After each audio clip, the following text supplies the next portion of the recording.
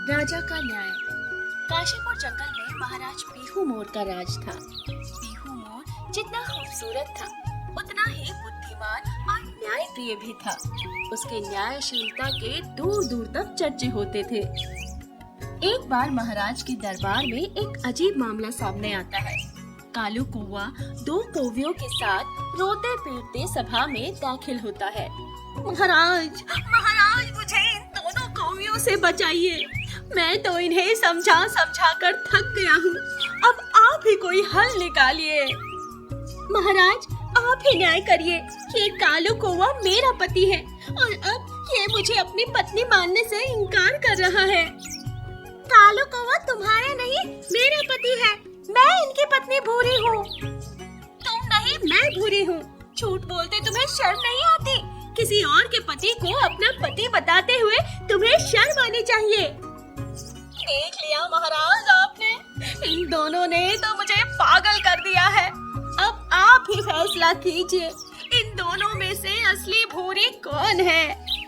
शांत हो जाओ तुम तीनों और विस्तार से पूरी बात बताओ।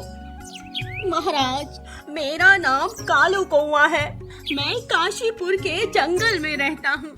कुछ समय पहले ही मेरी शादी एक भूरे नाम के कौवे से हुई थी। शादी के बाद मैं नौकरी की तलाश में जंगल से बाहर चला गया। अभी 2 दिन पहले जब मैं जंगल से वापस आया तो मुझे अपने घर में एक नहीं 2 भूरी दिखाई दी और तब से ही लगातार ये दोनों झगड़े किए जा रहे हैं और खुद को मेरी पत्नी बता रहे हैं। कालू जी बिल्कुल सच कह रहे हैं महाराज, मैं ही भूरी कौवे हूँ। मेरी शादी कालू कौवे से हुई थी और ये मेरी जुड़वा बहन चिंकी कौवे है। जब इसे पता चला कि कालू जी की शहर में अच्छी नौकरी लग गई है तो ये जानबूझकर भूरी बनकर मेरे घर में आ धमकी और खुद को कालू जी की पत्नी बताने लगी। ये झूठ बोल रही है महाराज, मैं नहीं, ये चिंकी है। भूरी कौवी तो मैं हूँ। मेरी शादी ही कालू जी के साथ हुई थी। मैं भला झूठ क्यों बोलने लगी? आप ही बताइए कालू जी, क्या आपकी शादी मुझसे नहीं हुई थी? कालू, ये कैसी बातें कर रहे हो? क्या तुम्हें पता नहीं कि तुम्हारी असली पत्नी कौन है? क्या तुम अपनी पत्नी को नहीं पहचानते हो? महाराज, मुझे क्या पता था कि मेरी पत्नी भूरी कौवी की एक हमशक्ल जुड़वा बहन भी है। ये दोनों देखने में बिल्कुल एक जैसे हैं और दोनों ही खुद को भूरी बता रही हैं। अब आप ही बताइए महाराज, मैं कैसे पता लगाऊं कि इनमें से मेरी असली पत्नी कौन सी है? कालू कौवा की बात सुनकर महाराज पीहू मोर गहरी सोच में पड़ जाते हैं। कालू कौवा, तुम्हारी समस्या हमने सुन ली है। अब हमें 2 दिन का समय चाहिए। अपने महामंत्री के साथ इस समस्या पर चर्चा करने के बाद हम अपना फैसला 2 दिन बाद सुनाएंगे। महाराज पीहू मोर की बात सुनकर कालू कौवा अपनी दोनों पत्नियों के साथ दरबार से बाहर चला जाता है। मंत्रियों, हमने आज तक कई तरह के मुश्किल मसलों को सुलझाया है, लेकिन ये मामला मुझे कुछ ज्यादा ही पेचीदा लग रहा है। महाराज, आपके न्याय और दूरदर्शिता के तो दूर दूर तक चर्चे होते हैं। आप इतनी आसानी से हार कैसे मान सकते हैं? हम अवश्य ही इस मसले को भी जरूर सुलझा लेंगे। आप आराम करें, हम कल इस विषय पर चर्चा करेंगे।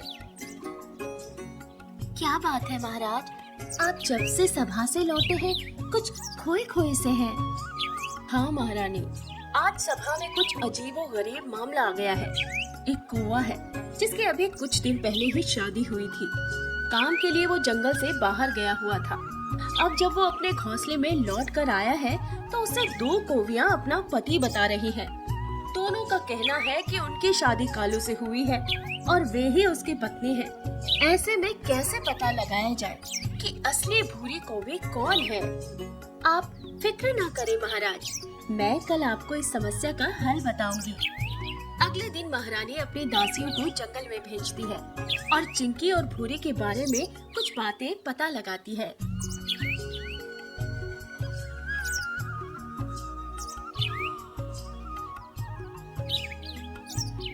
मैंने कहा था ना महाराज, मैं इस समस्या का हल जरूर खोज लूंगी।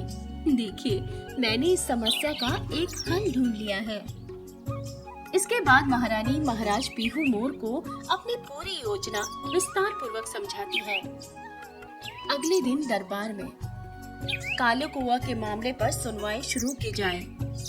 महाराज, आज मैं आपके पास बहुत आस लेकर आया हूँ। मुझे पूरी आशा है कि आपने मेरी समस्या का कोई न कोई हल जरूर निकाल लिया होगा। देखो कालू, मैंने तुम्हारे और तुम्हारी दोनों पत्नियों के बारे में बहुत विचार विमर्श किया और हम इस निष्कर्ष पर पहुँचे हैं कि ये दोनों ही स्वयं को तुम्हारी पत्नी कह रही हैं।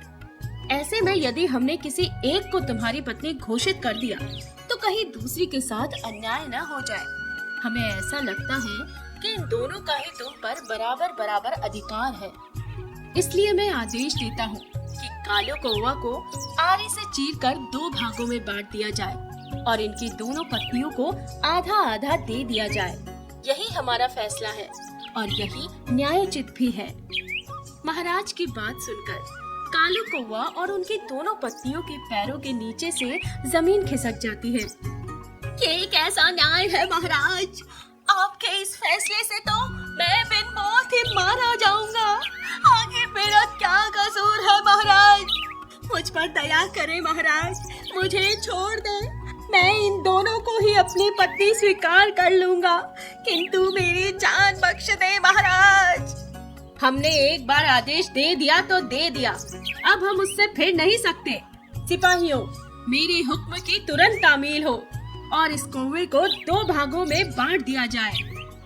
महाराज की कड़कती आवाज सुनकर तुरंत ही सिपाही आकर कालू को पकड़ लेते हैं और तलवार उठाकर उसकी ओर बढ़ते हैं।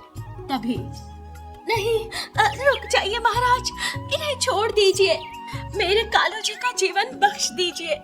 मैं मानती हूँ कि मैं ही चिंकी हूँ और ये भूरी कौवी है, इनकी पत्नी।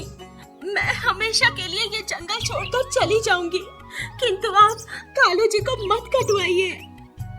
इतना कहकर कौवी फूट फूट कर रोने लगती है। तभी महारानी सभा में दाखिल होती है। देखा महाराज, हो गया ना फैसला। ये बिलखती रोती कौवी ही असली भूरी कौवी है और ये दूसरी बहरूपिया चिंकी है। मैं जानती थी कि कालू की असली पत्नी कभी भी अपनी आंखों के सामने अपने पति को मरते नहीं देख सकती, इसलिए मैंने आपको ये युक्ति सुझाई थी। मेरी दासियों ने चिंकी के विषय में मुझे पहले ही बता दिया था कि वो कितनी दुष्ट और शातिर है और उसके अंदर दया भाव तनिक भी नहीं है। बस मैंने उसी से अंदाजा लगा लिया कि असली भूरी कौन है। महाराज और महारानी की सूझबूझ और न्यायप्रियता को देखकर सारी सभा चकित रह जाती है और दुष्ट चिंकी को कारावास में डाल दिया जाता है।